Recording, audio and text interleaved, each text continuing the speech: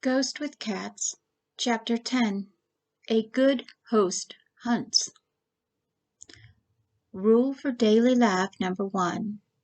Get up in the morning and breathe in and out all day long. Early the next morning, Tall rose from another nearly sleepless night and went for his usual run around the lakes and up to one of the peaks. He wished for his sanctum room and swords, but running in the stillness of the snow-covered mountains helped him focus his mind. He thought about what he overheard last night. They had a powerful enemy hunting them. The human Bence was seeking Annie's death, but he was also seeking her knowledge. Bence sought the Eloh because they were from another world. Tall thought about the questions he was asked when he was held captive. It was always about their tech and their military. The human Bence was seeking power through warcraft, almost as if he knew who Tall was in the kingdom of Eloh. By the time Tall passed Blue Lake a fourth time, he was analyzing the route of the retrieval ships would be taking through the ancient transit tunnel from Eloh, and the soonest the Scythe and Dagger-class ships would exit in the orbit of the fourth world called Mars. He paused in his stride when he heard a single pop, followed by Breeze's war bellow. He triangulated the location the sound came from, based on the echoes and the terrain. A few minutes and 0.2 of a section later, he cautiously approached the location. Breeze was carrying a large hoofed animal through the woods, following Annie. The sword pet wore fresh blood on his face and sleeve. Annie was scolding Breeze, but he looked unrepentant. "I can't believe you just bit it and drank its blood, Breeze. I mean, just ew!" Breeze likes blood. You like coffee. Breeze does not say dried ground seeds boiled into bitter water is ew, Breeze retorted. Tall could not believe his pet dared speak to a female in such a manner, so he observed to see if she reprimanded him. He followed silently as they walked back to the cabin. "Coffee is not you, shiny head. Take it back," she scolded in a teasing tone and giggled. She was not offended.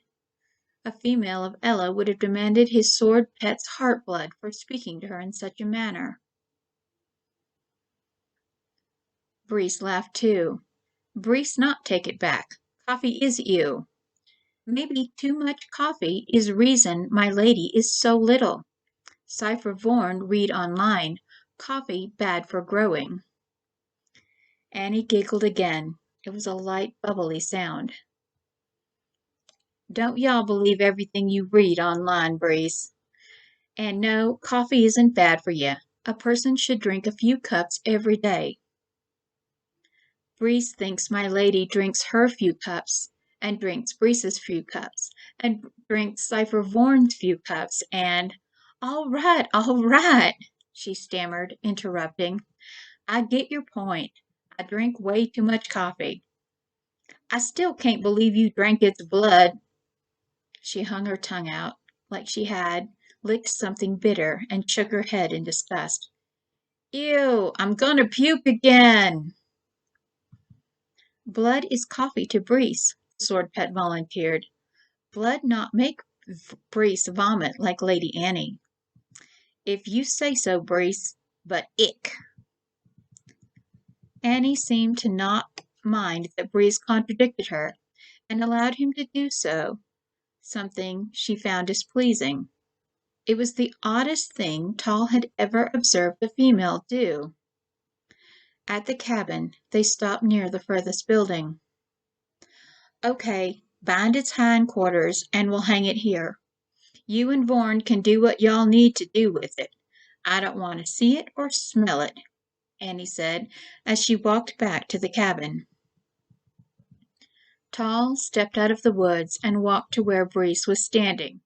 Breeze bowed respectfully, waiting permission to speak. "What is this, Breeze?" Tall asked. "Master, Lady Annie wishes for you to be more comfortable, so she hunted for you this morning. It is called a deer buck," Breeze explained. "She says they are not common in winter, but she saw the tracks and knew where to find it." Tall dipped his finger into the beast's blood and tasted it. The blood was quite savory, unlike anything on Eloh. Vorn approached, carrying several large knives and bowls. He bowed to Tall. "Master, Lady Annie wishes to know if you would like to go with her to the human town, or to stay with us and prepare the animal."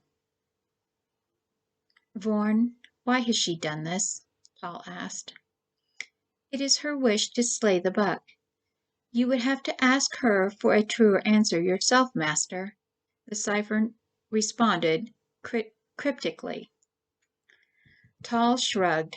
Ciphers always saw things from a mystical perspective and never answered obvious questions. They were just like regents, like his late brother. An hour later, after a meal of fresh kill, Tall was sitting in Annie's black Land Rover as they drove southeast toward Trinidad. The old Jeep was sitting in a church parking lot in a small town down the mountain to the north, just in case they needed to flee. As they pulled out onto the road, Tall asked, "Why did you hunt this morning if you are not going to consume any of the protein?" "Vorn said it was what you were used to eating. You should have told me sooner." She almost sounded like she was scolding him, but it was different from the way she scolded Breeze, sharper. So he just stared out the window. Neither spoke.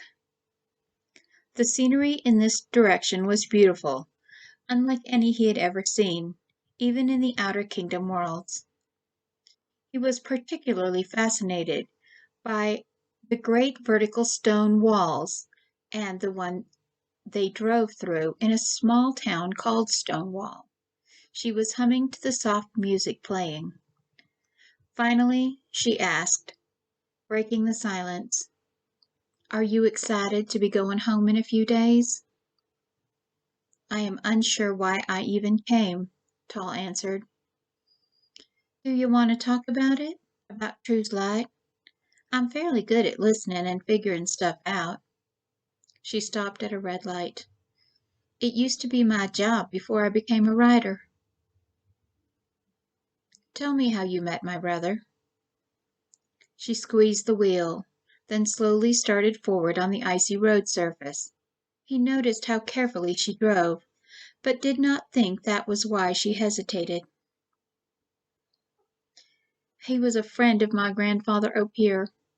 He came to see me in the hospital when I was injured and made ill after disarming a bomb made to emit a similar energy to the one we dealt with last week. He thanked me for my courage in spite of all that happened to me, told me I would not die, and I was a light among my people, and that was that," she answered.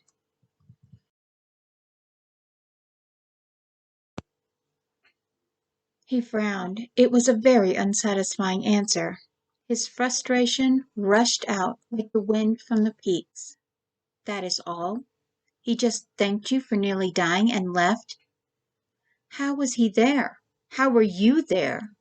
Why did they make a bomb? And who were they? You said they tried to kill you? Does it have something to do with Alice and the rabbit hole?" She wondered how much of what he was asking about he truly understood. She noticed his nails had become slightly pointed as he had become angered, and he was shaking slightly. It was an interesting physiological response to stress, thought Annie, as she parked in the downtown shops district. He looked up at the window of the storefront. There were a gingerbread Christmas village and train on display. Finding her courage, she turned to face him, reaching up to take off his tinted glasses. Her brown eyes held his black ones. His alien pupils were narrow slits in the bright sunshine, like a cat's.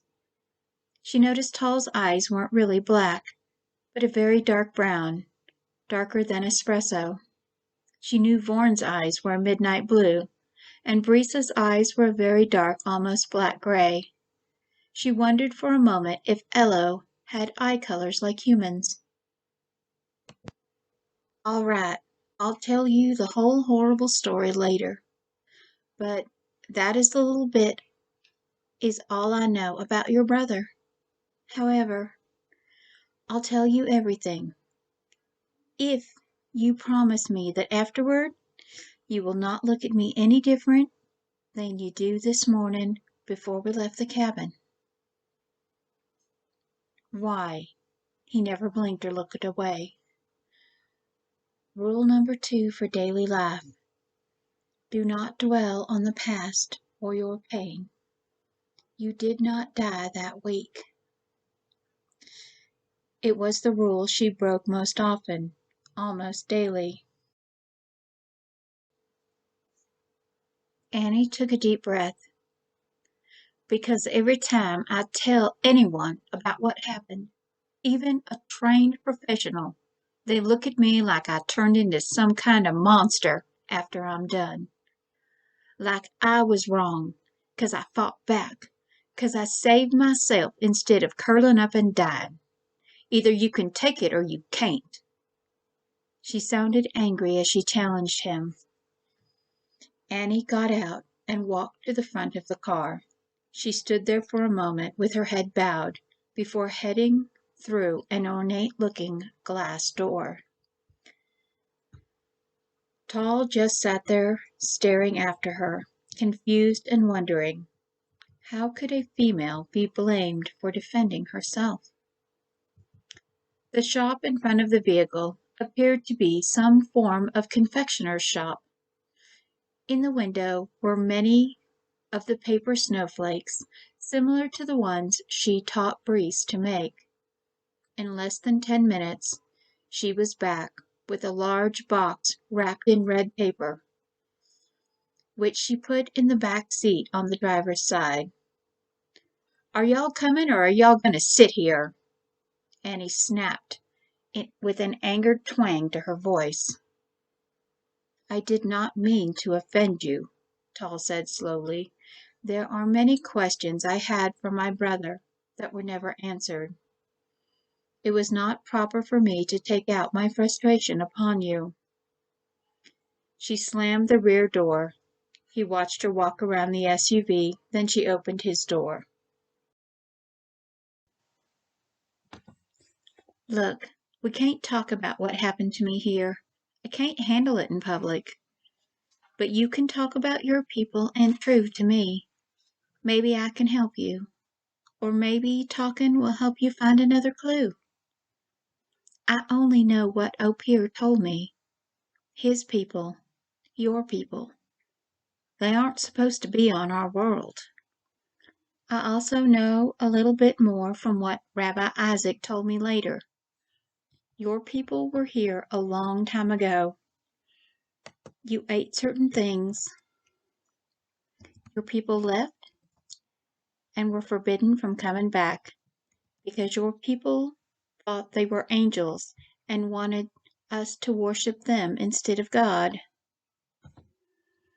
But True did, and I don't know why. I already told you what happened when I met him. That's all there is. She held out her gloved hand to him.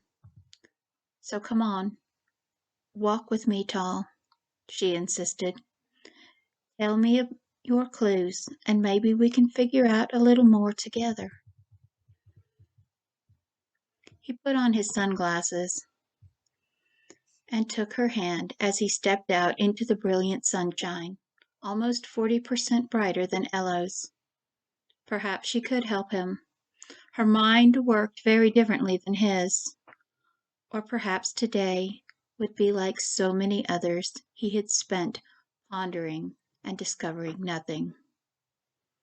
But at least today he would not be alone as he wondered. As they walked through the shops, looking at items he found odd and intriguing, he talked in a low voice about True and his quest and his people. He explained the horror that was the lottery as the reason why True was seeking another way. True wanted to change things, especially the lottery.